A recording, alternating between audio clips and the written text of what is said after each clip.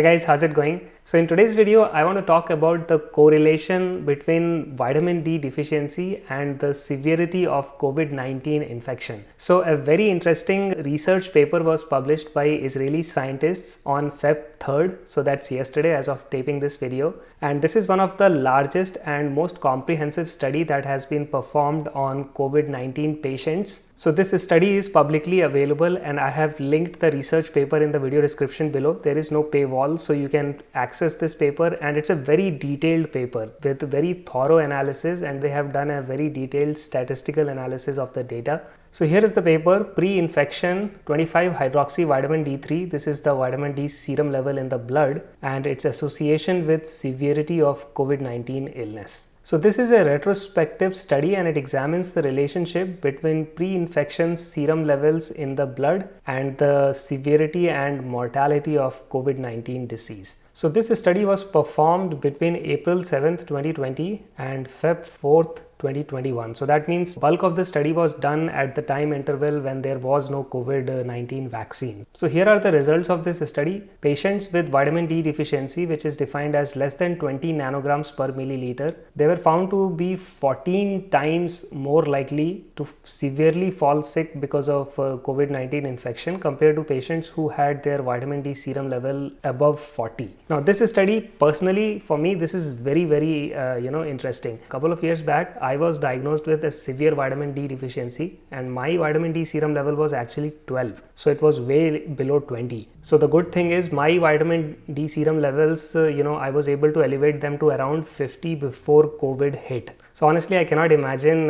walking around with vitamin D serum level of 12, especially because in my household, I have two kids and they are going to schools. So they are interacting with their friends. And so the odds of me, getting exposed to the virus is almost 100%. I'm pretty sure I have already been exposed to the virus by now. But because my vitamin D levels were very high, and this is before the vaccines became available, because remember, the vaccines didn't come for almost a year. So I feel that this study is really important, not just for me personally, but for a lot of folks out there who are low in vitamin D. Now, vitamin D deficiency is something which is very common globally. So I live in California and there is plenty of sun here, but in spite of, such a nice weather, and I do spend a lot of time outdoors, my vitamin D levels were very low. So just because you are outdoors and just because you're spending time in sun does not automatically mean that your vitamin D levels are high. Now we know that vitamin D is very important for bone health and for calcium absorption, but low vitamin D can cause a whole bunch of problems. And in this paper, the authors are identifying autoimmune disorder, cardiovascular diseases, and various infectious diseases. You are likely to catch them if your vitamin D serum level in your blood is very low. Now this study was performed in Israel, but the vitamin D deficiency is actually a global phenomenon. It's everywhere, and I know for a fact that vitamin D deficiency is a huge issue in India. Now India gets plenty of sunlight, but that doesn't mean that the Indian population has plenty of vitamin D, and it has largely to do with the skin color, the pigmentation of skin color. Even though India, you would argue that hey, it's close to the equator, so maybe Indian folks should get plenty of sunlight. There is ample studies which show that the majority of Indians are actually deficient in vitamin D, and this is something which has affected me personally because I know some friends of mine who I grew up with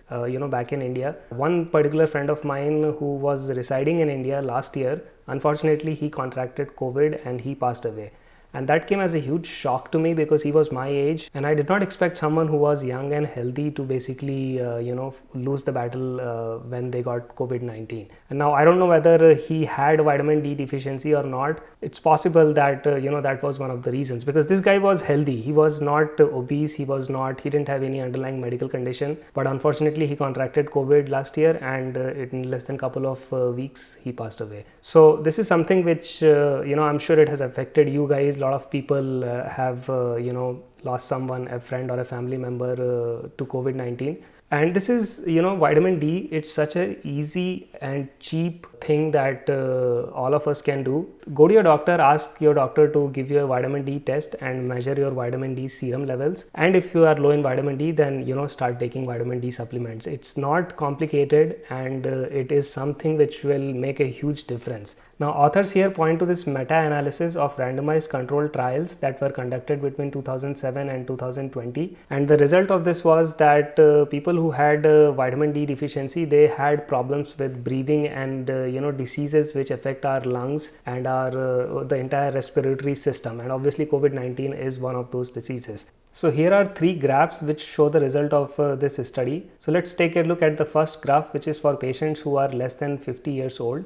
And as you can see on the y-axis, it shows the severity of COVID-19. So from mild all the way to critical, and in the bottom on the x-axis you have the vitamin D serum level in nanogram per milliliter. And as you can see, this line, it's going down as the vitamin D serum level goes up, which means that if you are low in vitamin D, then the chances of you getting the disease is higher. Now interestingly, the severity of the disease becomes more brutal for older folks. So if you are above 50, from 50 to 65, you can see this green line, it is much more steeper, which means if your vitamin D serum levels are low, then the odds of you getting a severe case of COVID-19 is higher. And the same for folks who are above age 65. So seems like if you are over 50 and if you are deficient in vitamin D, that is even worse, which means it's bad for younger people, but it gets even worse for older folks. And I mean, ideally everybody should maintain a good healthy vitamin D serum level. Now based on this study, what the recommendation is that your vitamin D serum level should be around 50 nanograms per milliliter. So that's more than what FDA and NIH has been recommending in the past. They used to say